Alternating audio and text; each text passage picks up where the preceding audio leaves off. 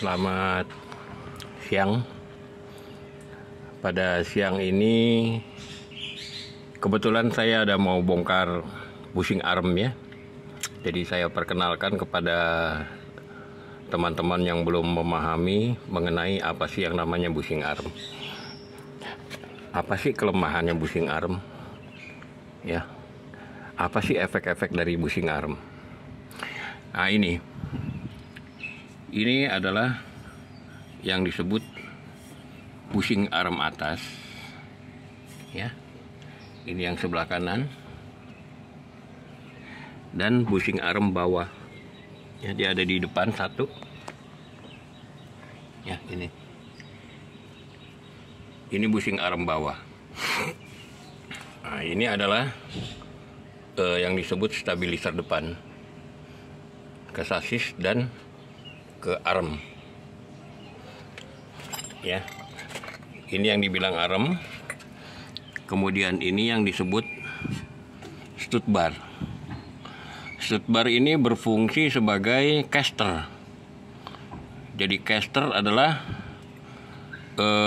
untuk menyamakan roda depan dan roda belakang. Jadi as roda dari belakang ke kiri, ke depan dan sebelah kanan itu harus sama. Ya, ini yang disebut caster. Kita tidak bicarakan itu, tapi sekarang masalah di bushing arm. Ini saya punya trouble di bushing arm. Bagian luar ini terjepit dan masuk ke dalam. Sehingga bushing arm ini kita sebut tidak stabil dengan yang sebelahnya ya. Jadi ada karet bagian luar bibirnya, kemudian ini di dalam. Nah, kalau yang ini normal. Dia tidak terjepit dengan ring plat.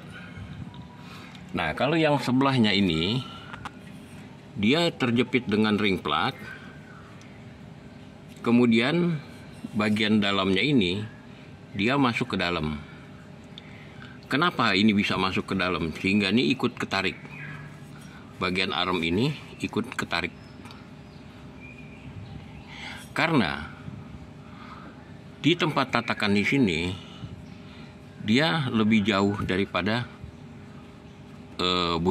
bushingnya ya. Jadi supaya bushing arm ini lari keluar ke kiri, ke bagian luar. Di sini saya harus menambahkan satu ring plat tebal nanti yang bisa menyesuaikan dengan ketebalan bibir karet ini. Nah, bushing arm atas ini mempengaruhi dengan keras dan lembutnya bantingan pada bagian depan mobil Terrano. Ingat, saya kasih tahu. Penyetelan ring ini dia tidak boleh rata. Dia harus model melengkung keluar dan tidak menjepit karet bagian pinggir ini. Kalau ini rata, kemudian dikunci pada murnya, si ring ini akan ngejepit karet. Dengan adanya dengan karet terjepit oleh ring ini, sehingga pergerakan karet di sini ditahan oleh ring plat, sehingga ayunan mobil akan menjadi lebih keras. Dan bushing arm ini itu sangat sensitif sekali terhadap oleng. Kalau di sini bermain, otomatis di jalan gelombang dia akan sedikit lari. Nah, ini fungsi daripada bushing arm bagian atas. Jadi kita bisa menyetel bagaimana sih kalau di jalan gelombang atau di jalan geradakan aja, itu akan terasa bantingannya gredok keras ya. Tapi kalau di sini kita bikin lengkung platnya, plat daripada ring tidak menjepit karet, kesatu karet ini tidak akan cepat rusak. Ya, tidak pecah, istilahnya tidak pecah. Kemudian dia tidak ditahan oleh ring plat. Sehingga ayunan mobil dia akan berputar lebih ringan dan gerak nunyut daripada si bushing arm atas. Ada satu hal yang saya harus beritahukan, jangan sekali-sekali bushing arm ini kita menggunakan jenis yang poliuretan. Kenapa? Si pabrik membuat atau semua mobil menggunakan bushing sistem karet, tidak menggunakan sistem plastik atau poliuretan. Karena yang diperlukan adalah gerak denyut. Dalam pembuatan bushing arm ini, antara as dalam itu, di asnya, si pabrik membuat satu gigi-gigi dan dicor oleh karet, sehingga pada saat pergerakan karet atas dan bawah, dia akan lentur dan kembali lagi pada tempat semula. Tapi kalau dengan menggunakan poliuretan, as dalam itu berputar di dalam poliuretannya, lambat laun si poliuretan itu akan loyo istilahnya. Nah, sehingga dia akan terjadi pemuaian karena perputaran pergesekan antara besi as dan poliuretannya ini, dan poliuretannya kemakan, itu akan goyang. Memang betul ayunan akan menjadi empuk, tapi akan jadi lari-lari mobil tidak karuan di bawahnya.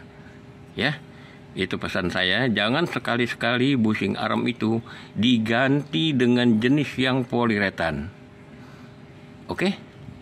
Ya, untuk membuka bushing arm ini kita cukup membuka mur ini. Kemudian mur ini. Dan 4 mur di ball joint atas.